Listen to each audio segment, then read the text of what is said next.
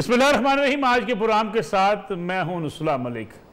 नाज़रीन, कायदे हिज़्ब इख्तिलाफ मियाँ शहबाज शरीफ साहब इस बात का इंदिया दे रहे हैं और कह रहे हैं कि हुकूमत और IMF के माबैन मुज़ाकरात नाकाम हो चुके हैं।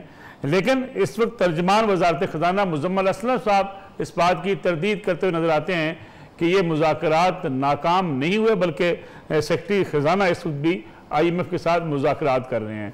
शौकत तरीन साहब भी वहाँ पे मौजूद हैं। रजा बाकर जो स्टेट बैंक के गवर्नर हैं वो भी इस वक्त न्यूयॉर्क के अंदर मौजूद हैं। लेकिन अपोजिशन को इस बात का मौका ज़रूर मिला है कि महंगाई की वजह से, पेट्रोलियम मसनूआत में इजाफे की वजह से और बिजली की कीमतों में मुसलसल इजाफे की वजह से अपोजिशन भी अब सड़कों पर आवाम को लाना चाहती है। तमाम डिवीजन हेडक्वार्टर पर PDM जलसे करेगी, हुकूमत के खिलाफ एहतजाज करेगी। अगरचे हुकूमत के कुछ ऐसे फैसले ज़रूर हैं जो अनपॉपुलर हैं, जिसके नतीजे में हुकूमत को शदीद तनकीद का भी सामना है, क्योंकि महंगाई से एक आम आदमी इफेक्ट होता है और आम आदमी जब इफेक्ट होता है तो उस पर वो अपनी आवाज़ भी उठाता है। और ख़ास तौर पे अगर हम बिजली के नर्ख की बात करें और पेट्रोलियम मसनूआत की बात करें तो इसमें इजाफे की बुनियाद पर हर चीज़ में इजाफा हो जाता है। इस वक्त शौकत तरीन साहब, उनकी वज़ारत की मुद्दत ख़त्म हो चुकी है। मशीर ख़ज़ाना का नोटिफिकेशन जारी अभी तक इत्तलात के मुताबिक नहीं हुआ, तो मुल्क का वज़ारत ख़ज़ाना को कौन अब संभालेगा, कौन देख रहा होगा।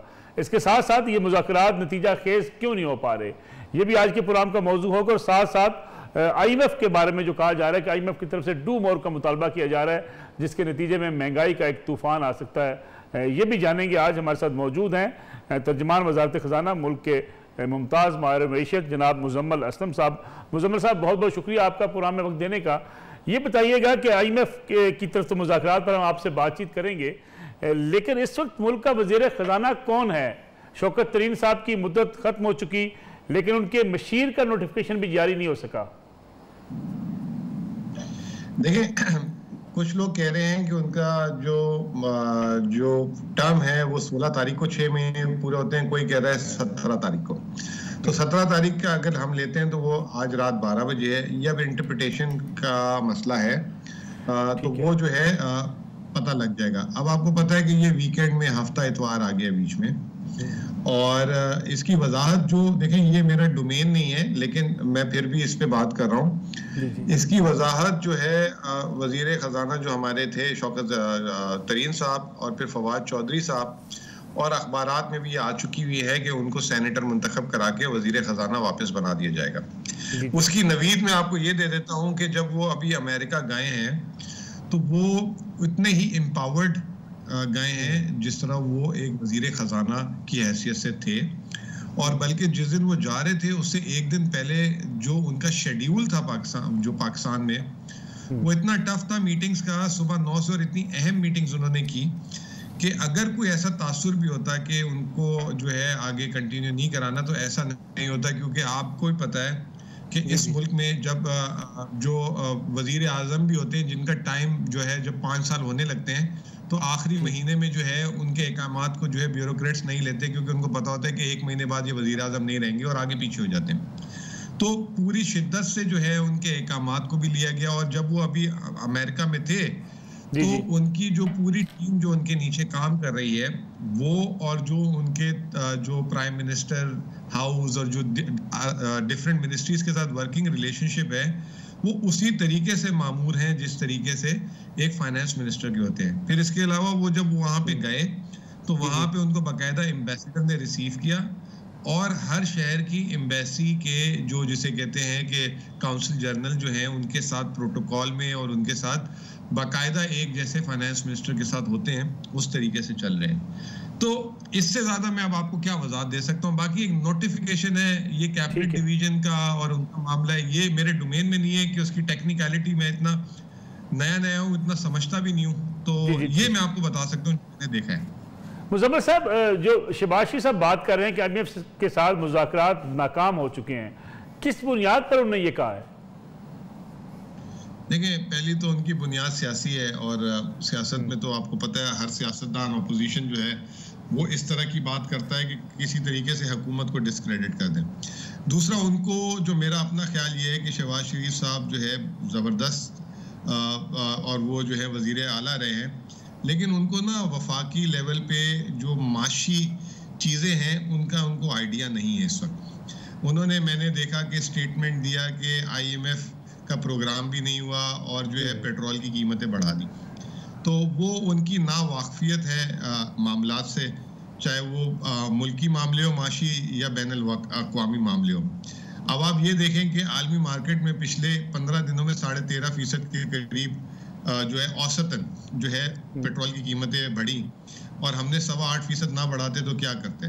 बढ़ाना तो 13% तक चाहिए था, लेकिन हुकूमत को पता है कि इस वक्त अवाम बर्दाश्त नहीं कर सकती ये बोझ।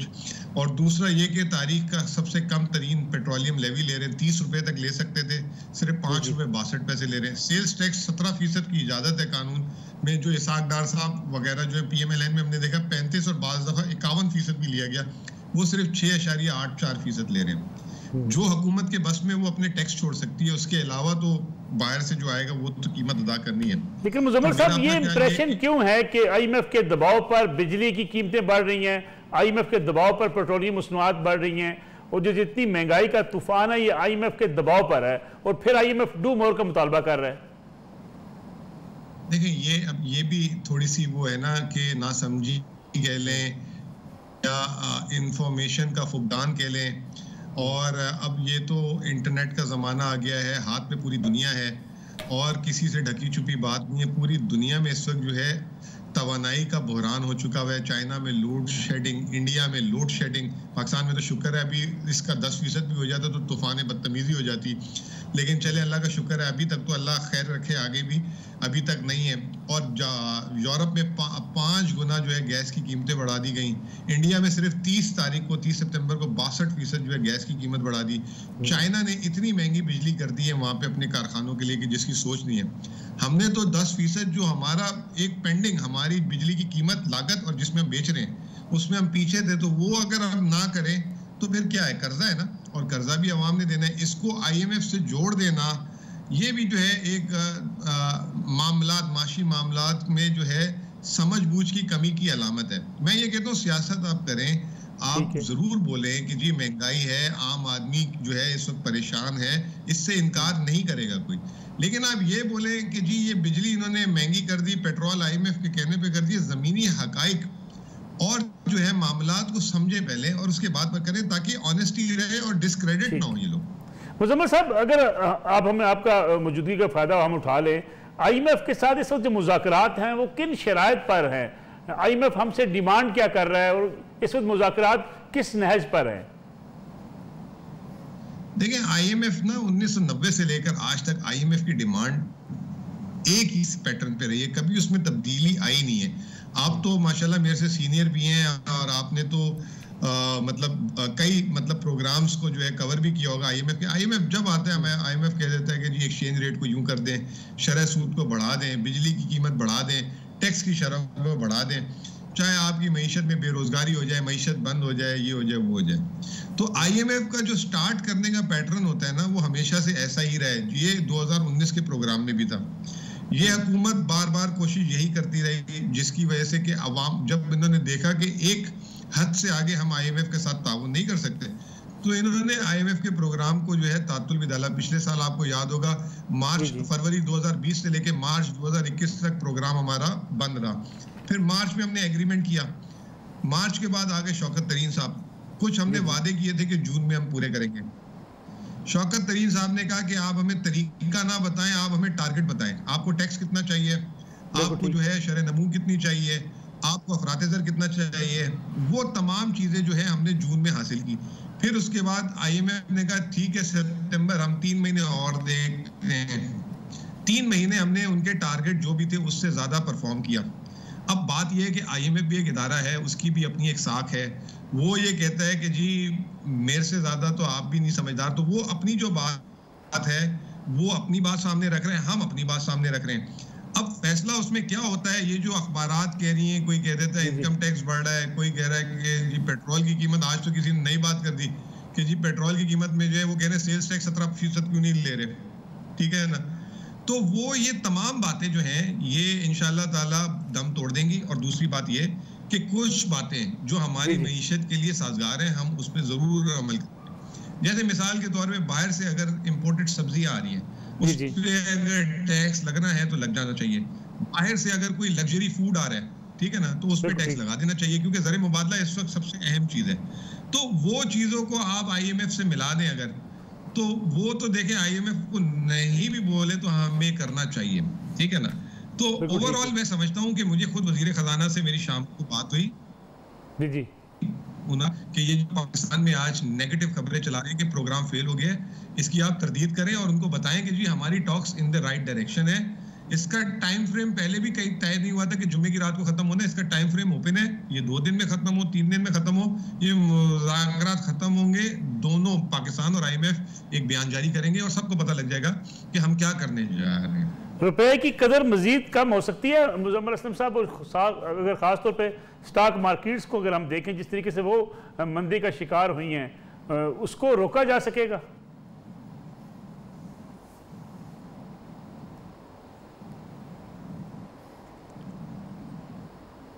मुजम्मिल साहब आपको मेरी आवाज़ आ रही है? हेलो जी मुजम्मिल साहब, मैं आपसे पूछ रहा था कि क्या रुपए की कदर में मजीद कमी हो सकती है?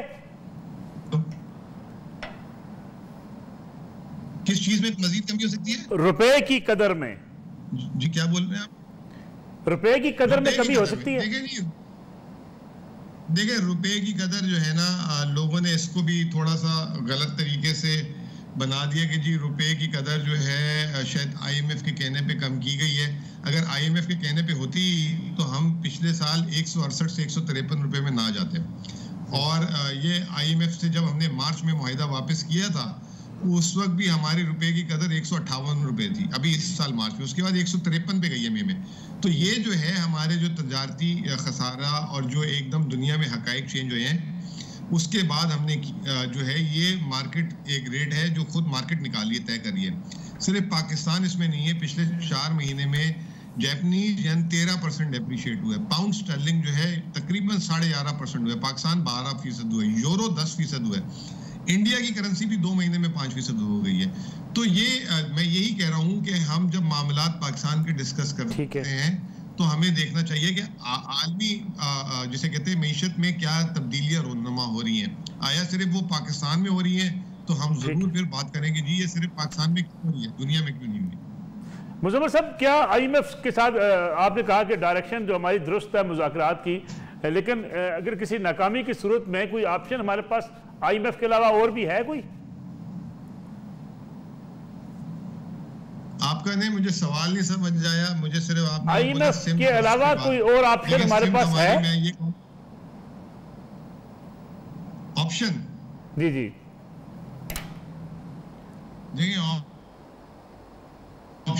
ऑप्शन तो इस वक्त पाकिस्तान के तारीखी $19 अरब हैं, और ये हुकूमत अगर जो है 18-20 महीने बाकी रह गए तो ये मुस्लिम लीग नून की तरह जो है आखिरी 20 महीने जो है रिजर्व ऐसा कम करके बहुत अच्छी तरीके से गुजार सकते हैं, और जो है अवाम की नज़र में भी जो है बुरा भला नहीं होगा। लेकिन इस वक्त इनको फिक्र ये, क्योंकि जो इन्होंने तकलीफ 2018 में हुकूमत में आने के बाद उठाई थी, वो ये नहीं चाहते कि जो भी हुकूमत आए, चाहे इनकी आए चाहे दूसरे की आए, वो ये तकलीफ उठाए। उसके लिए आज अवाम के सामने जो है ये जो है बुरा भला जो है वो बुराई ले रहे हैं अपने उसमें। पाकिस्तान के पास इस वक्त इतने ज़खायर हैं कि पाकिस्तान अगले 2 साल गुजार सकता है, लेकिन बात ये नहीं है कि हमने 2 साल नहीं, हमने सदियां 2 गुजारनी है, और कोशिश ये करनी है कि अगली दफ़ा IMF का प्रोग्राम 2023 में किसी को ना लेना पड़े। ये उसके लिए इकदामात हैं। बाकी कौम की अपनी सोच है, क्योंकि ये मुल्क की एक लीडर की सोच है, और वो मैं समझता हूँ बहुत बेहतरीन सोच है कि वो आने वाली नस्लों का सोच रहे हैं और उसके हिसाब से जो है वो सख्त फैसले ले रहे हैं। मुजम्मिल असलम साहब, बहुत बहुत शुक्रिया प्रोग्राम में वक्त देने का। बड़े सख्त फैसले लिए जा रहे हैं ताकि मुल्क के मुस्तकबिल के हवाले से जो है मईशत को बेहतर रास्ते पे डाला जा सके। मुजम्मिल असलम साहब हमारे साथ मौजूद थे। ब्रेक का वक्त हुआ, ब्रेक से वापस आएंगे, बात होगी T20 क्रिकेट मेला सज गया, टीम पाकिस्तान की तैयार है और पाकिस्तान की कारकर्दगी कितनी बेहतर हो सकेगी, इस पर बात करेंगे। हमारे साथ मौजूद होंगे स्पोर्ट्स की दुनिया के नामवर तजियाकार, उनसे पूछेंगे कि इस T20 वर्ल्ड कप के नतायज क्या निकलेंगे, पाकिस्तानी टीम की कारकर्दगी कितनी बेहतर कैसे हो सकेगी। एक ब्रेक के बाद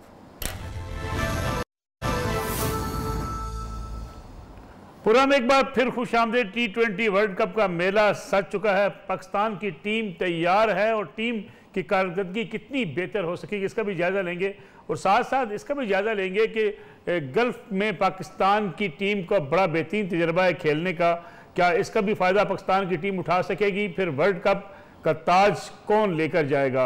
मेरे साथ मौजूद हैं मुल्क के मुमताज़ स्पोर्ट्स तजियाकार जनाब मिर्ज़ा इकबाल बेग साहब और उनके साथ जनाब अब्दुल माजिद भट्टी साहब। दोनों मेहमानों का बहुत बहुत शुक्रिया। इकबाल बेग साहब, क्या लगता है आपको पाकिस्तानी टीम की कारकर्दगी बेहतर रहेगी और टीम की जो खास तौर पर सिलेक्शन की गई है इसको आप कैसा देखते हैं? बहुत बहुत शुक्रिया मलिक साहब। दरअसल पाकिस्तानी टीम की तैयारियों को शदीद धचका लगा, क्योंकि जब वेस्ट इंडीज के दौरे पर हम गए तो 4 मैच बारिश की नजर हो गए, सिर्फ एक ही मैच मिला। और फिर न्यूजीलैंड ने जो दौरा मंसूख किया 5 T20 और फिर इंग्लैंड के जो 2 T20 थे, तो गोया 11 T20 इंटरनेशनल मैचेस जिनसे हमारी टीम की भरपूर अंदाज से तैयारी हो सकती थी, वो तमाम के तमाम हमारे हाथों से चले गए, जिसकी वजह से वो तैयारी नहीं हो सकी टीम की जो होनी चाहिए। लेकिन पाकिस्तानी टीम के सिलेक्शन पर भी बहुत सारी बातें हुई। 6 सितंबर को चीफ सिलेक्टर मोहम्मद वसीम ने टीम अनाउंस कर दी। 13 सितंबर को रमीज आजा ने पीसीबी के चेयरमैन का चार्ज लिया। फिर टीम में तब्दीलियां हुई, लेकिन अब तब्दीलियों के बाद मुझे लगता है मलिक साहब की टीम काफी मजबूत और मुतवाजिन नजर आती है और हमारी टीम में कैपेबिलिटी है, कुछ भी कर सकती है। जो इब्तिदाई 2 वर्ल्ड कप से T20, एक के फाइनल में पहुंची, एक जीती 2009 का, और उसके बाद जो 2 थे 2010 और 2012 के, उनके सेमीफाइनल में पहुंची। लेकिन फिर उसके बाद 2014 और 2016 के T20 वर्ल्ड कप में हम सेमीफाइनल के लिए भी क्वालिफाई नहीं कर सके, जो लम्हे फिक्रिया है। अब देखते हैं, आपने एंट्रो में कहा कि यकीनन एडवांटेज तो है पाकिस्तान को मुत्तहिदा अरब अमारात के मैदानों का। अब देखते हैं टीम कैसा परफॉर्म करती है। मोहम्मद आमिर को मैच में ना खिलाने की वजह क्या हो सकती है बेग साहब? देखिए, मोहम्मद आमिर ने मलिक साहब अपने पैरों पे खुद कुल्हाड़ी मारी है। वो उनके लिए, जब नजम सेठी चेयरमैन थे, उनके लिए इतनी उन्होंने फाइट की, उनको वापस पाकिस्तानी टीम में लेकर आए। वरना इंग्लैंड में अगर कोई जेल की सलाखों के पीछे से सजा काट कर आता है तो उसको तो वीजा ही नहीं मिलता। मोहम्मद आमिर को वीजा दिलवाया, उसको हर तरह से फैसिलिटेट किया, तो अब उसकी भी जिम्मेदारी थी। उसे ये इज्जत पाकिस्तान ने दी है, लेकिन फिर उसने बयानात देना शुरू कर दिए। उसने टर्म्स डिक्टेट कराने की कोशिश की कि इस टीम मैनेजमेंट को हटाएंगे तो मैं आऊंगा टीम में। तो खिलाड़ी जो है वो क्रिकेट बोर्ड से बालातर तो नहीं होता। तो मोहम्मद आमिर ने खुद अपनी, आप तो कहते हैं ना, इस घर को आग लग गई घर के चिराग से। अब्दुल माजिद भट्टी साहब, टीम में जो सीनियर खिलाड़ी हैं, क्या वो अपना आखिरी वर्ल्ड कप खेल रहे हैं? जी हाँ मलिक साहब, पाकिस्तान गालिबन दुनिया की वो टीम है जिसमें आज मोहम्मद हफीज 41 साल के हो गए, शोएब मलिक 40 साल के हैं। उम्र रसीदा प्लेयर्स में शायद इतनी बड़ी उम्र के प्लेयर्स किसी और टीम में नहीं है, तो ये 2 प्लेयर तो यकीनी तौर पर अपना आखिरी वर्ल्ड कप खेल रहे हैं। और सरफराज अहमद, वो भी 35-36 साल के हो गए। सरफराज अहमद के पास थोड़ा सा चांस है, शायद एक वर्ल्ड कप और खेल जाएं। लेकिन पाकिस्तान के मेरे ख्याल ये 2 प्लेयर जो हैं, मोहम्मद हफीज और शोएब मलिक, और शोएब मलिक तो मलिक साहब अब से 8-10 दिन पहले तो शायद शोएब मलिक को खुद भी यकीन नहीं था कि पाकिस्तान टीम का हिस्सा बनेंगे। वो खुद दोस्तों से कह रहे थे, बल्कि मैं जिस टीवी चैनल पर काम करता हूँ वहां पर शोएब मलिक ने कॉन्ट्रैक्ट साइन कर लिया था।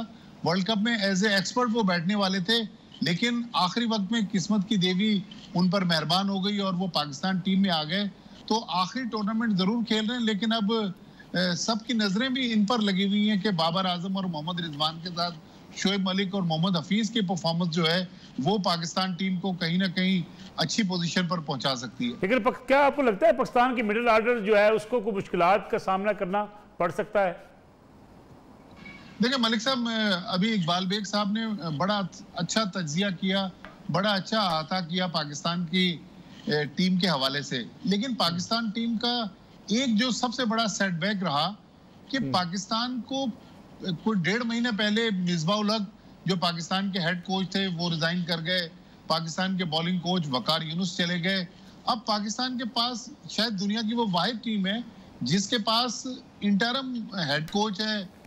आज पाकिस्तान टीम के बैटिंग कंसल्टेंट मैथ्यू हेडन ने टीम को ज्वाइन किया है। 4-5 दिन पहले मैथ्यू फेलेंडर जो बॉलिंग कंसल्टेंट साउथ अफ्रीकन है वो पाकिस्तान टीम का हिस्सा बने। तो पाकिस्तान के पास टीम तो अच्छी है, लेकिन बेसिकली हम लोग प्लानिंग में लैग कर रहे हैं कि हमारे पास अगर रेगुलर कोचेस होते तो मेरे ख्याल में बेहतर प्लानिंग कर सकते थे। फिर पाकिस्तान के जो ट्रेनर और जो ट्रेनिंग स्टाफ जो था वो पाकिस्तान का यासिर मलिक जो थे उनको पीसीबी ने हटा दिया। तो पाकिस्तान की टीम शायद वो टीम है जो बड़ी मुश्किलों से गुजरकर अब यूएई में पहुंची है। तो अगर ये टीम खुदा न खास्ता किसी साने से गुजरती है तो कोई अचंभे की बात नहीं होगी, क्योंकि जिन हालात में ये लड़के पाकिस्तान टीम में आए कि पहले टीम अनाउंस हुई, उस टीम में 4 तब्दीलियां कर दी गई, नई टीम को ले लिया गया। तो ऐसे ही मेरे ख्याल में शायद किसी और टीम के साथ ये सारे सेटबैक्स नहीं हुए। लेकिन अरब के सहराओं को जो खेलने का तजर्बा है पाकिस्तानी टीम का, आप समझते हैं इसका फायदा हो सकता है पाकिस्तानी टीम को, इस मेगा इवेंट में पाकिस्तानी टीम को स्पोर्ट्स मिल सकती है? बिल्कुल, देखें मलिक साहब, पाकिस्तान की जो अभी टीम वहां पहुंची हुई है, ये 15 खिलाड़ी जो मेरी नजर में तो पाकिस्तान के बेस्ट 15 खिलाड़ी, और जब पाकिस्तान की टीम 2017 में T20 इंटरनेशनल में वर्ल्ड नंबर 1 बनी तो ऑलमोस्ट यही टीम थी, एक आध प्लेयर नया आया है। तो मेरे ख्याल में इसी टीम ने, अगर मैं गलत नहीं कह रहा तो 41 में से 31 मैचेस यूएई में जीते। तो पाकिस्तान का ट्रैक रिकॉर्ड अच्छा है, पाकिस्तान इन कंडीशंस को बहुत अच्छे तरीके से समझता है। लेकिन मसला ये है कि T20 क्रिकेट छोटा फॉर्मेट है, इसमें मैच वाले दिन जिस टीम को अगर अच्छा टेक ऑफ मिल जाए तो वही टीम तो उसका फायदा उठा सकते हैं। पार्टी साहब एक कमर्शियल ब्रेक प्रोग्राम में शामिल करते हैं, वापस आएंगे, बात करेंगे फिर पाकिस्तान की और इंडिया की क्रिकेट टीमों की, दोनों में से पलड़ा किसका भारी है, और फिर पाकिस्तान और इंडिया की सीरीज के हवाले से भी बात करेंगे, लेकिन एक ब्रेक के बाद। हम एक बार फिर खुशामदीद। अब्दुल माजिद भट्टी साहब, ये बताइएगा कि पाकिस्तान और इंडिया की अगर टीमों का मुआवजा करें तो किसका पलड़ा भारी है, अगरचे दोनों एक ही ग्रुप के अंदर है? देखिए मलिक साहब, ऑन पेपर तो इंडिया की टीम बहुत मजबूत है, इंडियन मीडिया हाइप बहुत ज्यादा क्रिएट कर रहा है। इस वक्त बहुत सारे पाकिस्तान के बड़े प्लेयर्स और इंडियन प्लेयर्स जो है वो तबसरे के लिए दुबई में मौजूद है, और हर आदमी जो है वो भारतीय टीम के लिए जमीन आसमान के कलाबे मिलाने की कोशिश कर रहा है। तो मेरे ख्याल में ये जितना प्रेशर है ये इंडियन टीम पर बिल्ड हो रहा है, और मुझे लग रहा है कि पाकिस्तान के लिए, वो इंग्लिश में कहते हैं ना, नथिंग टू लूज, तो मुझे लग रहा है कि पाकिस्तान की टीम यंग है सिवाय शोएब मलिक और मोहम्मद हफीज के। तो मुझे लग रहा है कि अगर पाकिस्तान थोड़ी सी हिम्मत दिखाए और पाकिस्तान के लड़के अगर जान मारे तो पाकिस्तान की इस टीम में सलाहियत है कि 24 तारीख को नेक्स्ट संडे को हम इस वक्त जश्न मना रहे हो पाकिस्तान की जीत का। एक ग्रुप में रहते हुए दोनों टीमों का वर्ल्ड कप फाइनल हो सकता है? जी हाँ, बिल्कुल हो सकता है फाइनल, क्योंकि सेमीफाइनल में तो आपस में टकराएंगी नहीं। अगर सेमीफाइनल में पाकिस्तान भी जीत जाए और इंडिया भी जीत जाए, देखें मलिक साहब, आईसीसी जो है वो पाकिस्तान इंडिया का पहला मैच इसीलिए करवाता है कि पाकिस्तान इंडिया के मैच में सबसे ज्यादा रेवेन्यू जो है वो आईसीसी को मिलता है। तो पाकिस्तान क्रिकेट बोर्ड के जब एहसान मानी साहब चेयरमैन थे, उन्होंने आईसीसी को लिखा भी था कि जब सबसे ज्यादा रेवेन्यू आप हमारे मैच से कमा रहे हैं तो हमें जो आप शेयर दे रहे हैं वो भी अब उसका भी इजाफा करें। तो मेरा ख्याल में इतवार को जो मैच हो रहा है, पूरी दुनिया की नजरें उस मैच पे मरकूज हैं, लोगों को टिकट नहीं मिल रहे हैं, टेलीविजन पर अरबों खरबों रुपए के जो कमर्शियल्स हैं वो संडे के दिन चलेंगे। तो मेरे ख्याल में जो भी मैच जीते, लेकिन है कि इस टूर्नामेंट की पूरी जो हाइप है इस वक्त पाकिस्तान इंडिया मैच के ऊपर बनी हुई है।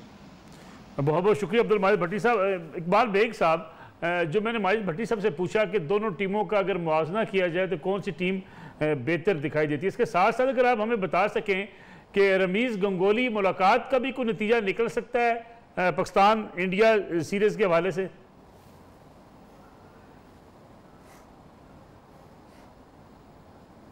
जी इकबाल बेग साहब। जी मैं तो इंतजार कर रहा था मलिक साहब, मैंने कहा जी क्या कह रहे हैं आप, सवाल रिपीट कीजिए। बेग साहब, मैं आपसे जानना चाह रहा हूं कि जो रमीज़ गंगोली मुलाकात हुई है, इसके नतीजे में पाकिस्तान और इंडिया के माबैन सीरीज का मुस्तकबिल क्या हो सकता है? अभी फिलहाल तो सियासी मास पे जिस तरीके से दोनों ममालिक एक दूसरे से नबर्द आजमाए, मुझे तो मुश्किल लगता है। और जब तक नरेंद्र मोदी की हुकूमत है, इस बात के इम्कानात बहुत कम है कि पाकिस्तान और भारत के दरमियान जो है वो क्रिकेट की जो टाइज है वो बहाल हो सके। अगर दोनों टीमों का मुआवजा करें बेग साहब, तो आपको कौन सी टीम फेवरेट दिखाई देती है? देखिए ऑन पेपर और अगर ग्राउंड रियलिटी की बुनियाद पर देखें तो भारत की टीम पाकिस्तान से ज्यादा मजबूत है, इसलिए कि वो इंग्लैंड में खेल कर आए, फिर आईपीएल खेल रहे हैं, उनका तजुर्बा भी ज्यादा है और उनको प्रैक्टिस भी बहुत मिली है। लेकिन T20 क्रिकेट है, उसमें कुछ भी नहीं कहा जा सकता आखिरी लम्हे तक। अब आप देखेंगे आज बांग्लादेश को स्कॉटलैंड के खिलाफ फेवरेट करार दिया जा रहा था, लेकिन अब तकरीबन शिकस्त के नजदीक है बांग्लादेश की टीम आज जो दूसरा मैच हो रहा है। तो क्रिकेट में कुछ भी नहीं कह सकते, लेकिन भारत की टीम ऑन पेपर ज्यादा मजबूत नजर आती है एज कम्पेयर टू पाकिस्तान, क्योंकि वो मुत्तहदा अरब अमारात की पिचेस पर उनके बेशतर खिलाड़ी IPL भी खेले, जिसकी वजह से वो हम आहंग हो गए। तो पाकिस्तान के लिए मुश्किल तो जरूर है, लेकिन नामुमकिन नहीं। टीमों को अंपायर के फैसले के खिलाफ अपील का हक दिया गया है, कुछ नया होगा इस वर्ल्ड कप में?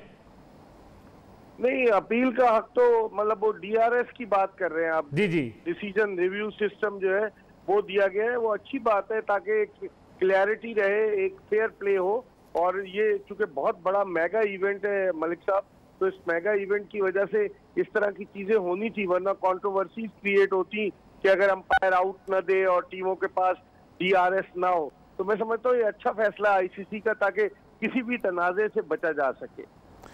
टीम आप समझते हैं कि उसके डिसीजन जो अब तक हो चुके हैं वो दुरुस्त हैं या मजीद कोई तब्दीलियां की जा सकती हैं? देखिए, अब तो जो 15 रुकनी टीम है वो तो पाकिस्तान की है, उसके साथ 3 ट्रैवलिंग रिजर्व्स हैं, जिसमें शाहनवाज दहानी और उस्मान कादिर, मैं समझता हूँ थोड़े से बदकिस्मत रहे ये दोनों, जबकि तीसरे रिजर्व खुशदिल शाह है। तो इन दोनों में से अगर होना चाहिए था, मेरे ख्याल में दहानी को भी होना चाहिए था, और उस्मान कादिर जो अब्दुल कादिर मरूम के साहबजादे बड़ी अच्छी बॉलिंग करते हैं, लेकिन 15 खिलाड़ी रखने थे शायद इस वजह से। तो अब देखते हैं जो हमारे पास अवेलेबल स्टफ है उससे किस तरह से काम लेते हैं बाबर आजम। और बाबर आजम के हवाले से आप क्या समझती हैं कि परफॉर्मेंस के हवाले से, कमांड के हवाले से? मलिक साहब, बाबर आजम को बहुत जल्दी पाकिस्तान की क़यादत की जिम्मेदारियां सौंप दी गई, और रमीज राजा ने एक जगह कहा भी है कि रिव्यू शायद किया जाए बाबर आजम की कप्तानी के हवाले से। विराट कोहली ने देखे इस वर्ल्ड कप के बाद वो भारत की T20 टीम की कप्तानी छोड़ रहे हैं ताकि वो बैटिंग पर तवज्जो दे सके, और बाबर आजम अब क्या करते ये देखना होगा। रमीज राजा बहुत 13 सितंबर के बाद से काफी उन्होंने इकदाम किए, कई लोग जा चुके हैं PCB में, कई जाने के लिए पर तोल रहे हैं। तो मुझे लगता है कि इस हवाले से T20 वर्ल्ड कप के बाद रमीज राजा कुछ न कुछ डिसीजन लेंगे। रमीज राजा साहब की एंट्री हुई, बड़े जज्बातीपन के साथ एंट्री हुई। अब जिस तरीके से PCB के मसाइल हैं उनको समझ के उनको इस बात का अंदाजा हुआ है कि बाज फैसले तहम्मुल के साथ किए जाएंगे। बिल्कुल, रमीज राजा इसको T20 की तरह खेल रहे हैं, PCB की चेयरमैनशिप को। हालांकि वो जिंदगी में T20 नहीं खेले, वनडे खेले, वनडे में उनकी सेंचुरी थी। लेकिन मुझे लगता है मलिक साहब, आप तो सियासी प्रोग्राम करते हैं, कि उनको मुकम्मल तौर से सपोर्ट हासिल है PM ऑफिस की, क्योंकि उन्हें वजीर आजम ने जो पेट्रन इन चीफ है पाकिस्तान क्रिकेट बोर्ड के, उन्होंने रमीज राजा को बनाया है। तो लगता यही है कि वहाँ के सपोर्ट की वजह से वो ये सारे फैसले कर रहे हैं। मिर्जा इकबाल बेग साहब, बहुत बहुत शुक्रिया। T20 वर्ल्ड कप का मेला सजेगा, पूरी दुनिया की निगाहें उस पर लगी हैं। पाकिस्तानी शायकीन भी जो है वो सफ़र के लिए तैयार बैठे हैं, बहुत से लोग वहाँ पहुँच चुके हैं। अब न देखना ये है कि इसका पाकिस्तान की टीम कितनी अच्छी परफॉर्मेंस का मुजाहरा करती है। तो क़वात यही हैं। अगले इतवार को जब आपके सामने हाज़िर होंगे तो इंशाअल्लाह मैच की जो सारी जो है जज्बा वो भी आप देख सकेंगे। दुआ गो भी है हम सब पाकिस्तानी टीम के लिए भी कि टीम बेहतर कारकर्दगी का मुजाहरा करे। इंशाअल्लाह अगले हफ्ते आपकी खिदमत में दोबारा हाज़िर होंगे। इजाज़त दीजिए, अल्लाह हाफ़िज़।